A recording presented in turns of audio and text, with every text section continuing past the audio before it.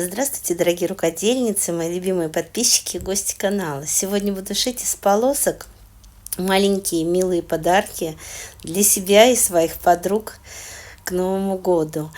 Я беру полосочки маленькие, которые у меня есть. Я буду шить криволинейный квилт, волны. И вот зелененькая у меня прям там уже практически готовая волна. Буду ее вырезать. Накладываю одну на другую полоску так, чтобы они вот, где-то на сантиметрик, два, в зависимости от ширины полосок, можно делать разные волны. Но я немного накладываю, сантиметра полтора там у меня получается наложение. Вот так вот прорезаю, как мне, как говорится, Бог на душу положил. И вот у меня получается две вот такие совпадающие. Но они совпадают только когда их рядышком кладешь. А когда сшивать одну на другую, то они совсем не совпадают. Получается, там, где у одной полоски вогнутая, у другой выпуклая часть. Но нам надо будет вот сшивать так, чтобы они у нас совпадали. Это надо приноровиться. Мне не очень удобно, потому что у меня перед машинкой прямо стоит планшет, камера. Я с планшета снимаю. Поэтому я стараюсь так, чтобы и видно было, и не заслонять. Вот, подтягиваю вот так вот верхнюю, нижнюю отодвигаю, так, чтобы у меня все-таки края совпали. Закрепочки делаю в начале и в конце. Вот такая получается волна. Сейчас разглажу или отутюжу, как некоторые советуют говорить. Вот, смотрите, то же самое делаю, следующую полосочку.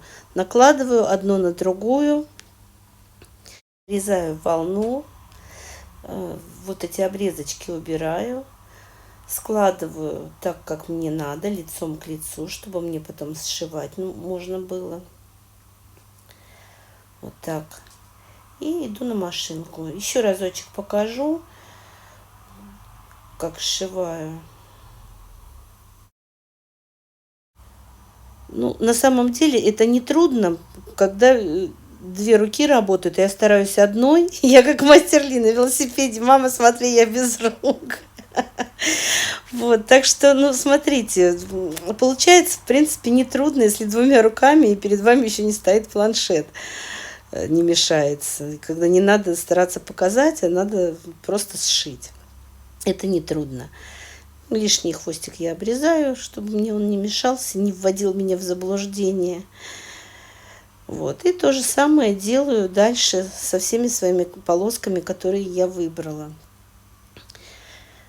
Вот синенькую. Я чередую так, чтобы цвета все-таки не сливались у меня, естественно.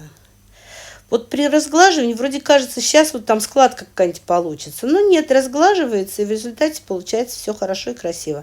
Я стараюсь, чтобы у меня швы все в одну сторону лежали. Вот. И для того, чтобы как-то более стабильную сделать эту заготовку, я сверху флизелин или дублерин, я не знаю, что это у меня за клеевая ткань, просто проглаживаю, сначала сверху вот так вот, чтобы углы не задевать, чтобы она мне не прилипла к поверхности. Потом срезаю лишнее, когда уже более-менее она прилипла. И потом проглаживаю еще раз уже так покрепче, чтобы все держалось. Беру листочек бумаги. Так как я не художник, поэтому беру листочек бумаги и на нем рисую вот такой вот силуэт елки. Так как у нас предновогоднее время пошло, то, конечно, елка. Вот. Конечно, можно поаккуратнее нарисовать. Я в результате потом и нарисовала чуть поаккуратнее, но смысл понятен. По размеру вы поймете, какой размер немножко дальше, потому что я даже не стала мерить ничего. Вырезаю из ткани. Загибаю нижний, низ своей елки, заглаживаю, чтобы можно было удобнее прострочить. Вот прострочила, такая у меня получилась уже елка. Делаем ножку. Тоже беру кусочек ткани. Я посчитала, что вот этот по цвету подходит. Прошиваю по периметру, оставляю отверстие для выворачивания. Уголки срезаю и выворачиваю. После того, как вывернула, мне пришлось мелкая деталь, поэтому не очень удобно, но справилась.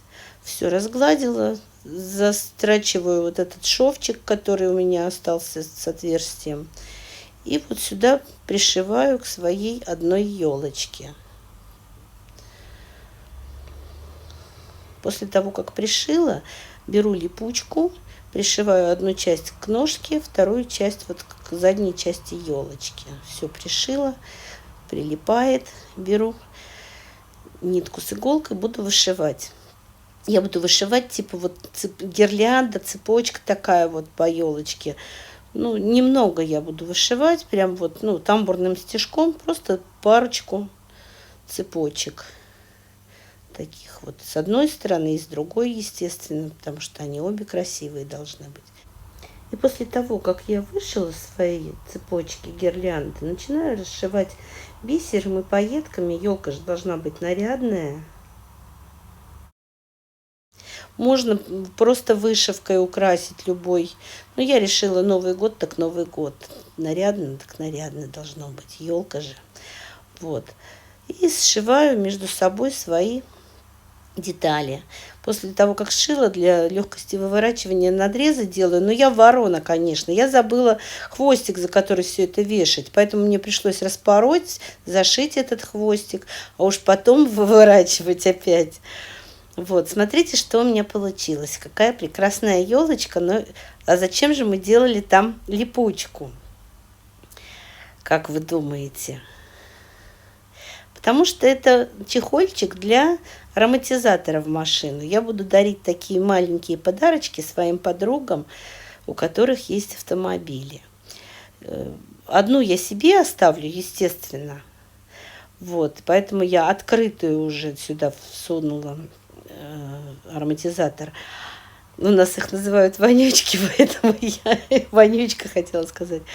Вот. А еще остальные я буду дарить прям вот с упакованными ароматизаторами, чтобы они раньше времени не пахли.